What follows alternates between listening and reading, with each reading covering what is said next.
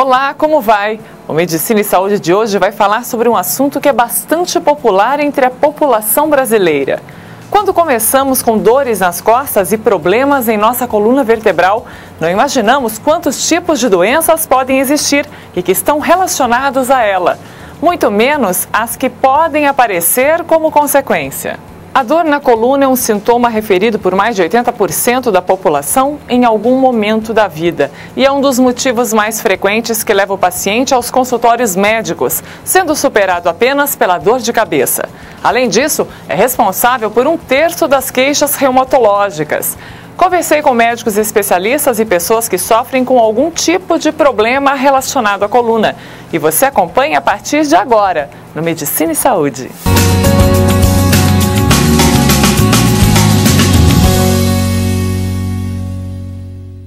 Quando nós resolvemos comentar sobre patologias que afetam a coluna vertebral, nós temos que nos ater principalmente à faixa etária dessas pessoas.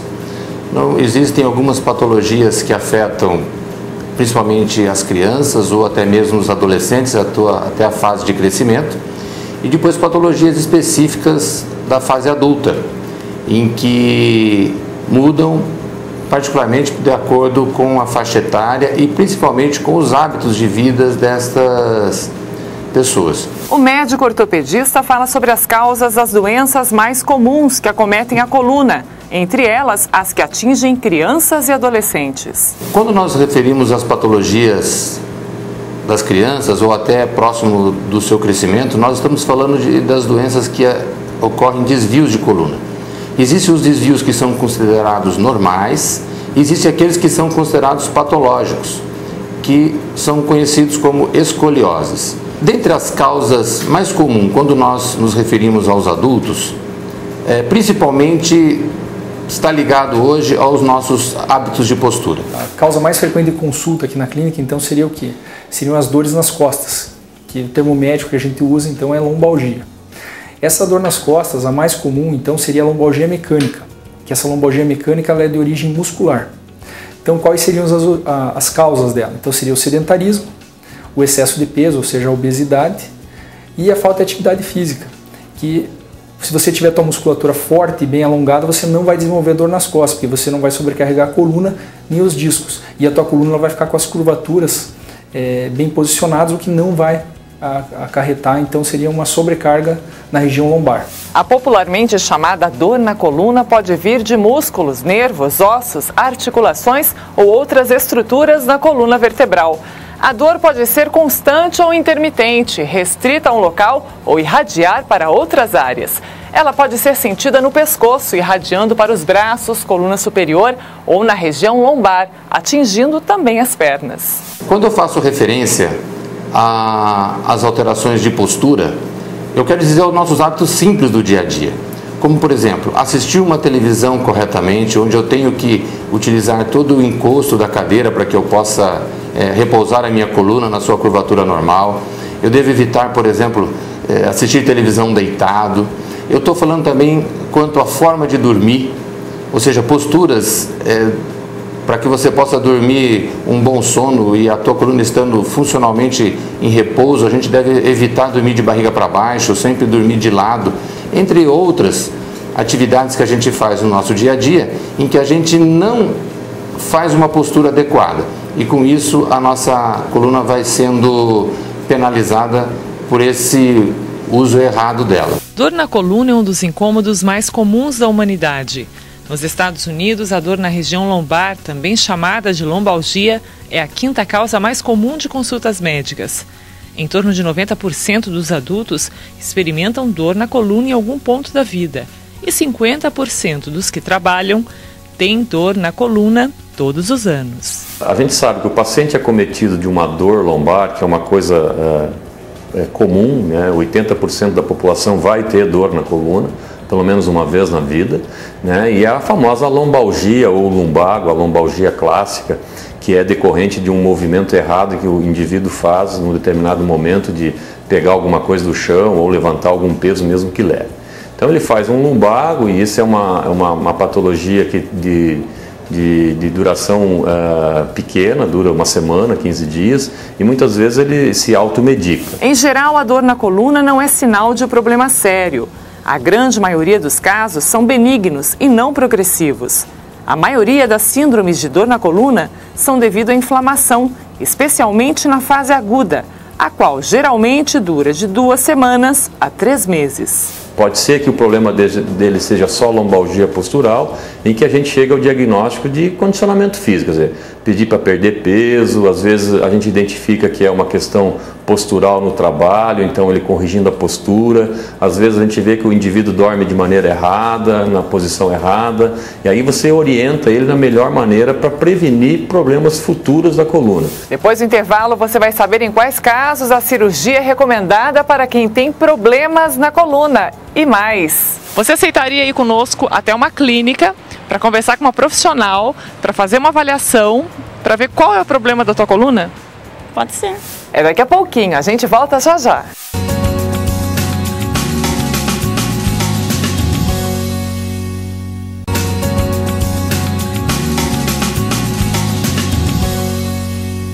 Estamos de volta e o assunto de hoje é sobre doenças da coluna. Nem todos os tratamentos para dor na coluna funcionam para pessoas que têm o mesmo problema e muitos acham que precisam tentar várias opções de tratamento para descobrir o que funciona melhor. Apenas em uma minoria, estimada entre 1 a 10% dos casos, requer cirurgia. Geralmente acredita-se que alguma forma de alongamento e exercício físico consistente seja um componente essencial dos programas para tratamento de dor na coluna. As indicações de tratamento cirúrgico da coluna, elas via de regra, elas diminuíram. Hoje a gente tem um índice de sucesso maior com o tratamento conservador. A cirurgia, na grande maioria dos casos, a cirurgia é a exceção.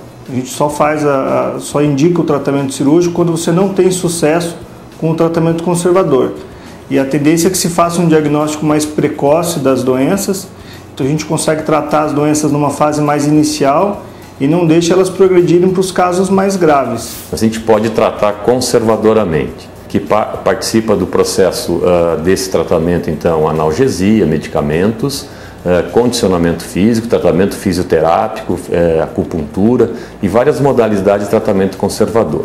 As massagens geralmente têm indicação para aliviar tensão muscular e dores inflamatórias. Fisioterapeuta e médico lembram que é importante buscar um profissional sério e com formação adequada na área, tendo em vista o risco de piora clínica com a massoterapia mal indicada ou orientada.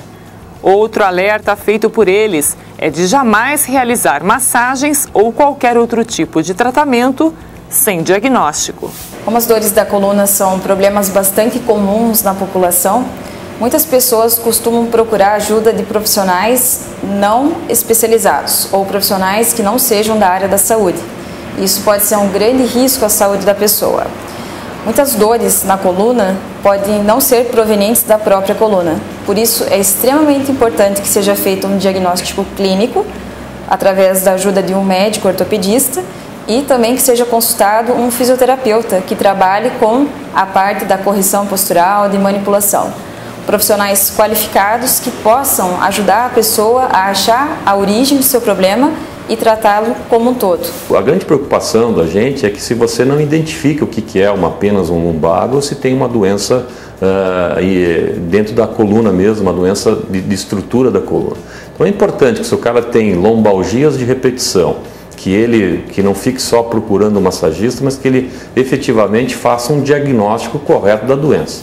Durante as gravações do programa, conhecemos Dona Terezinha, que veio do sítio e trabalhou por muitos anos como babá, empregada doméstica e zeladora. Atividades que exigem esforço físico e uma sobrecarga de sua coluna.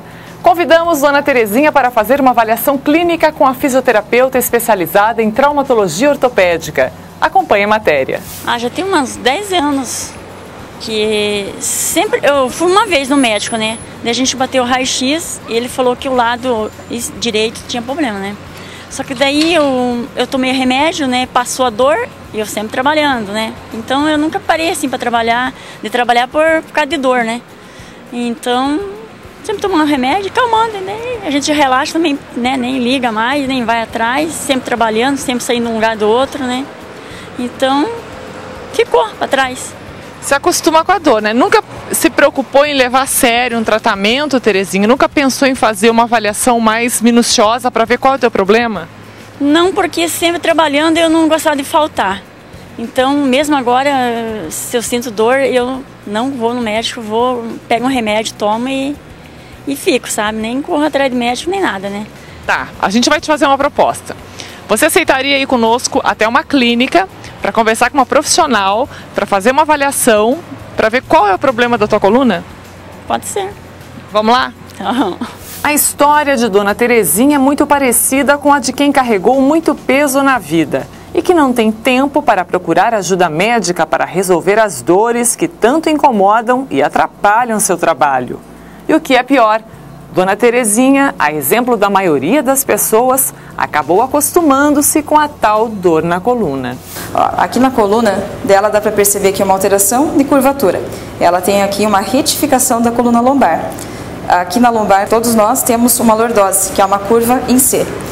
Essa curva, em caso de estar alterada, ela pode estar aumentada, tendo uma hiperlordose, ou pode ocorrer ao contrário, uma inversão. Uma redução dessa curva, fazendo o quê? Uma retificação da coluna lombar. Normalmente, essas retificações da coluna, elas são de origem congênita, hereditária, e a alteração dessa curva, fazendo essa retificação, acaba comprometendo as estruturas dos discos, podendo levar às patologias de disco. Depois da avaliação, Dona Terezinha resolveu levar a sério o tratamento e cuidar de sua coluna antes que se transforme em algo mais sério. Vamos falar de hérnia de disco, que surge como resultado de diversos pequenos traumas na coluna que vão, com o passar do tempo, lesando as estruturas do disco intervertebral, ou pode acontecer como consequência de um trauma severo sobre a coluna. Com a palavra, o médico especialista. Hérnia de disco, mais popularmente hérnia discal, é uma alteração na estrutura do disco intervertebral. Esse disco ele sofre um processo degenerativo e ele hernia. E ele, nesse processo de herniação dele, ele entra em contato com as raízes nervosas e dão as famosas dores ciáticas. Então, na verdade, hérnia de disco é uma doença do disco intervertebral que provoca então uma compressão da raiz nervosa e provocando as dores, famosas dores ciáticas, que é aquela dor que começa na coluna e se irradia para as pernas. Um disco é uma estrutura colocada entre duas vértebras. O disco possui uma área central gelatinosa circundada por um anel que mantém esse núcleo no seu interior. O núcleo gelatinoso funciona como um amortecedor. Devido a fatores como seu envelhecimento, o anel às vezes se rompe e permite a saída de parte do núcleo. Esse material gelatinoso comprime a raiz nervosa e provoca os sintomas de uma hérnia. Existem normalmente 31 pares de raízes nervosas que saem da coluna e se distribuem para todo o corpo. O maior nervo do corpo humano é formado por 5 dessas raízes. Quando uma delas é comprimida pela hérnia, ocorre dor e outros sintomas. Outra patologia bastante comum dentro dos problemas da coluna são as hérnias de disco e todas as discopatias. Nem sempre uma lesão no disco vai levar a pessoa a ter uma hérnia de disco. A hérnia de disco tem uma incidência grande na população dentro da idade mais produtiva, em torno de 35 até os 50 anos de idade. As hérnias de disco podem ou não gerar incapacidades parciais ou totais, permanentes ou temporárias nas pessoas. A maioria dos problemas posturais tem sua origem na infância, principalmente aqueles relacionados com a coluna vertebral causados por traumatismos, fatores emocionais, socioculturais e de ordem hereditária. Mas até que ponto eles podem comprometer a saúde de nossa coluna?